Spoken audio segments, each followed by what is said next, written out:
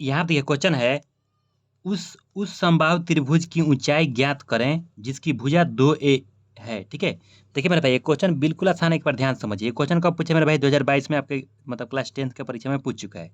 चलिए इसको बनाते हैं और बिल्कुल आसान है, ध्यान समझिएगा। समबाहु त्रिभुज का मतलब होता कैसे, उसके एक बार एक फिगर बनाते हैं यहाँ पर।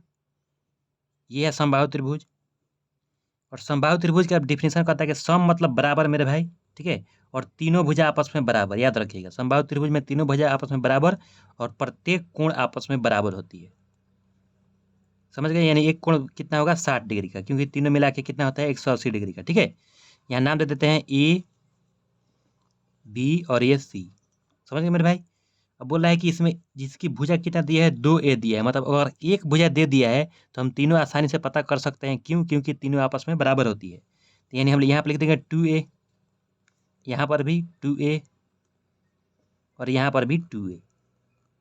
ठीक है, अब क्या करना है? इस समबाहु त्रिभुज की, जो समबाहु त्रिभुज है, इसके हमको क्या निकालना है? ऊंचाई ज्ञात करना है। ऊंचाई मतलब कितना हाइट है। ठीक है, तो हाइट कैसे नापते हैं मेरे भाई?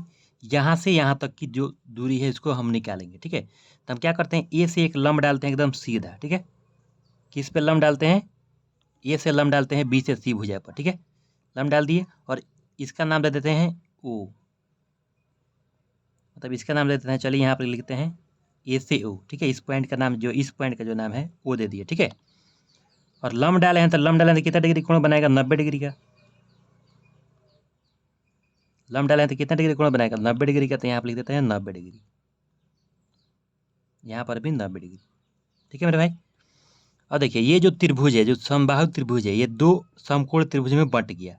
कैसे?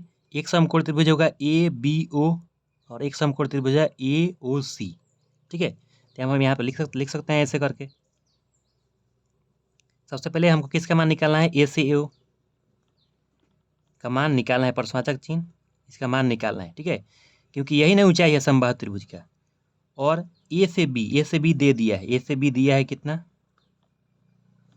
2a दे दिया है। ठीक है, और बी से ओ कितना होगा? और देखिए बी से सी कितना है मेरे भाई? यहाँ देखिए, और बी से सी 2a है, यानी यहाँ से यहाँ तक कितना है? बी से सी 2a है। तो बी से ओ कितना होगा? ए होगा, क्योंकि आधा ही ना है।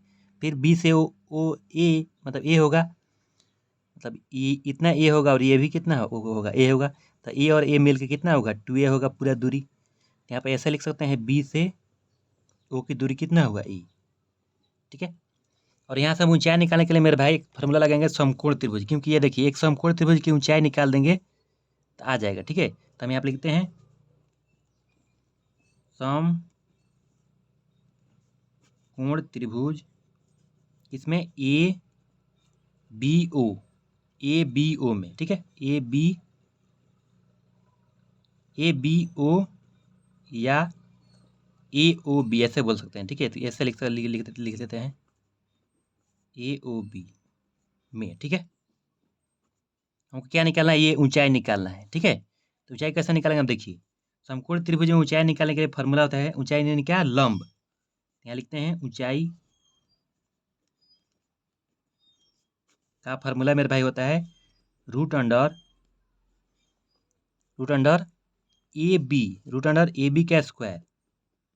ए बी क्या होता है मेरे भाई? कर्ण होता है। ठीक है, कर्ण का स्क्वायर माइनस आधार का स्क्वायर, बी ओ, ये आधार है नीचे वाला। ठीक है, और ये कैसे है एक बार डिस्क्रिप्शन बॉक्स में उसका मतलब फार्मूला का वीडियो एक बार जाकर के देख लीजिए।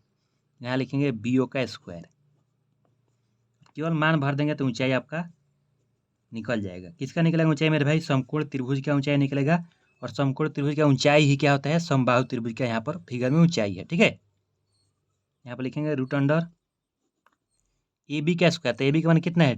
2a है, तो इसका हम क्या करेंगे? 2a का स्क्वायर करेंगे। ठीक है, फिर माइनस बी ओ का स्क्वायर। तो बी ओ कितना मान है? ए है, तो ए का स्क्वायर कर दिए।